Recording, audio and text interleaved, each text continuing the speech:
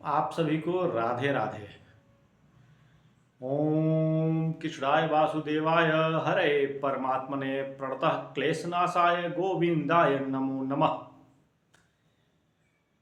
आज मैं आप लोगों को भगवान भोलेनाथ और उनके परम भक्त भगेलू चमार की कथा सुनाने जा रहा हूँ।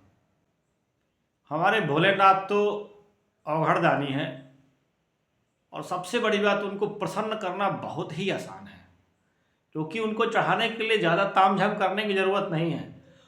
प्रेम से उनको एक लोटा जल ही चढ़ा दें, उसी में वो प्रसन्न हो जाते हैं। मदार का फूल किसी को नहीं चढ़ता, धतूरा किसी को नहीं चढ़ता, अकोढ़ा का फूल किसी को नहीं चढ़ता, लेकिन हमारे भोलेनाथ को चढ़ता है। भोलेनाथ को प्रेम से एक लोटा जल ही चढ़ा दें, उसी में हमारे प्रभु प्रसन्न हो जाते हैं। इतने अवघड़दानी हैं हमारे भोलेनाथ।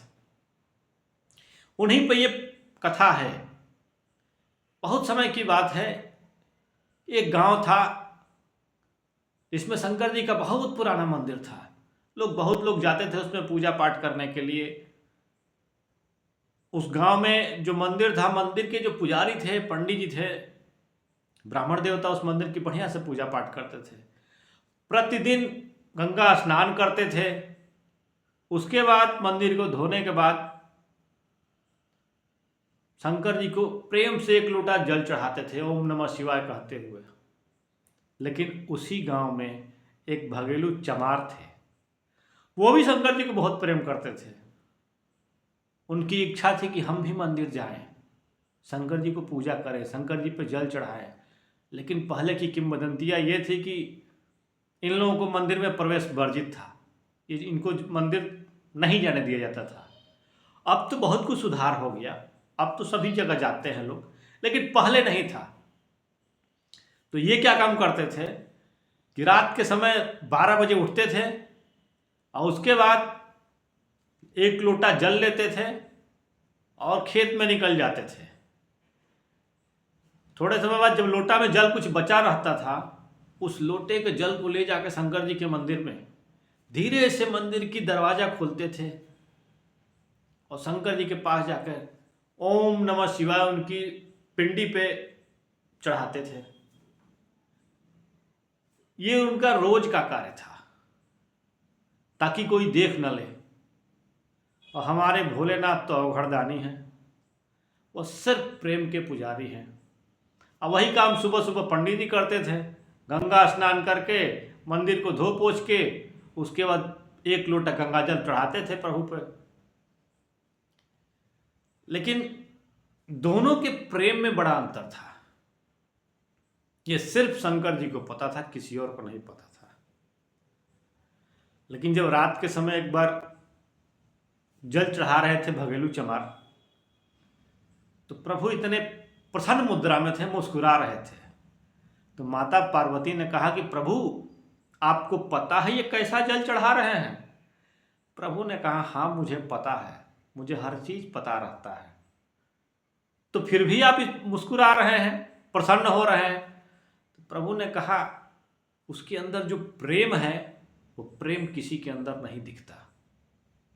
माता पार्वती कहीं, ऐसा कौन सा प्रेम है जो सुबह सुबह हमारे पंडित जी गंगा स्नान करके आते हैं, मंदिर को धो पोछ लेते हैं, उसके बाद आपको जल चढ़ाते हैं? ऐसा कौन सा प्रेम है जो उनमें नहीं दिखता है, जो है भगेलू चमार में दिखता है? भोलेनाथ कहे, जाने दीजिए, ये हमारा मामला है ना, आप काहे परेशान होती हैं? मत परेशान होइए, ये मेरा मामला है। लेकिन स्त्री स्वभाव है, माँ पार्वती नहीं मानी, कहीं नहीं, हमको प्रेम देखना है। तो शंकर जी कहे, प्रेम देख के आप क्या करेंगी, काहे प्रेम देखेंगी? अरे वो मेरा पर्सनल मामला है ना, आप रहन दीजिए ना, काहे परेशान होती हैं? लेकिन स्त्री स्वभाव होता है, जिद पे अड़ गई तो अड़ गई। शंकर जी ने कहा, अरे आपके प्रेम के चक्कर में नुकसान मुझको हो जाएगा, पिट जाएंगे हम। तो माता पार्वती ने कहा, नहीं ऐसा नहीं, हमको देखना है, हमको प्रेम देखना है कि इन दोनों में कौन ज्यादा प्रेम करता है। शंकर जी कह रहे, जाने दीजिए ना, काहे परेशान होती है, वो मेरा मामला है। पार्वती जी जिद पे अड़ गई, कहीं नहीं नहीं नहीं, हमको प्रेम देखना है कि आखिर पंडित जी ज़्यादा प्रेम करते हैं कि ये भगेलू चमार ज़्यादा प्रेम करता है। तो शंकर जी कहे ठीक है, आप नहीं मानेंगे, मेरा नुकसान कराना चाहते हैं तो कोई बात नहीं, देख लेते हैं, लेकिन ये मान लीजिए आपकी जिद के चक्कर में मुझे नुकसान होगा। पार्वती जी कहीं हम देखेंगे, मानेंगे नहीं। कहे चलिए ठीक है, देख लीजिए। वह रात के 12 बजा भगेलू चमार अपने घर से निकले एक लोटा जल लेके, और दिशा मैदान करने के बाद जो आधा लोटा जल बचा हुआ था धीरे से मंदिर की सिटकिनी खोले और चले गए मंदिर के अंदर। और जो ही शंकर जी पे ओम नमः शिवाय कह के जल चढ़ा रहे हैं, मंदिर तेजी से हिलने लगा। इतनी तेजी से हिलने लगा मानो मंदिर गिर जाएगा, ऐसा लग रहा था। तो भगेलू चमार ने ऊपर देखा, लग रहा है यार मंदिर गिर जाएगा। उसने क्या काम किया कि पूरे भर अखबारी शंकर जी के पिंडी को पकड़ लिया। उसने कहा अगर मंदिर गिरा तो सबसे पहले मंदिर हमारे ऊपर गिरेगा, सबसे पहले मुझको चोट लगी, बाद में मेरे प्रभु को चोट लगेगी। जो झेलना होगा मैं अपने ऊपर झेल लूंगा, मैं अपने प्रभु के ऊपर नहीं आने दूंगा। मैं दब जाऊंगा, मुझे मर जाऊंगा, कोई चिंता नहीं है, लेकिन हमारे प्रभु को चोट नहीं लगना चाहिए।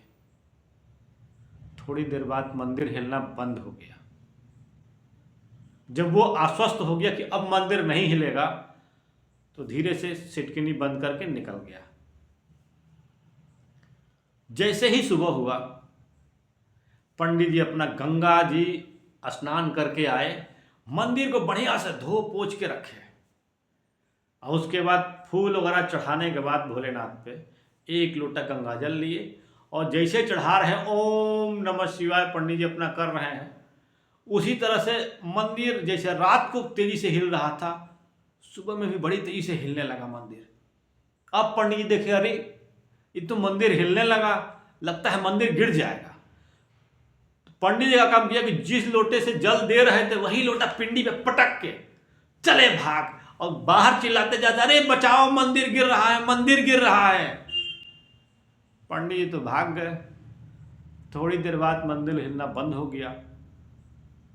शंकर जी ने पार्वती से कहा, देख ली, यही दोनों लोगों में प्रेम है। आपके प्रेम के चक्कर में तो एक लोटा मार हम खा गए ना, इसीलिए आपको बार बार मना कर रहे थे, ना जिद करिए, ना जिद करिए। आपके जिद के चक्कर में मेरा नुकसान हो गया। तब पार्वती जी की समझ में आया, वैसे हमारे भोलेनाथ अवघड़दानी हैं, सिर्फ उनको प्रेम से आप याद करें, एक लोटा जल ही चढ़ा दे प्रेम से, वो उसी में प्रसन्न हो जाते हैं, वो अपने भक्तों का कल्याण करते हैं। हर हर महादेव। हमारा वीडियो अगर आप लोगों को अच्छा लगे तो आप कमेंट में ज़रूर बताइएगा,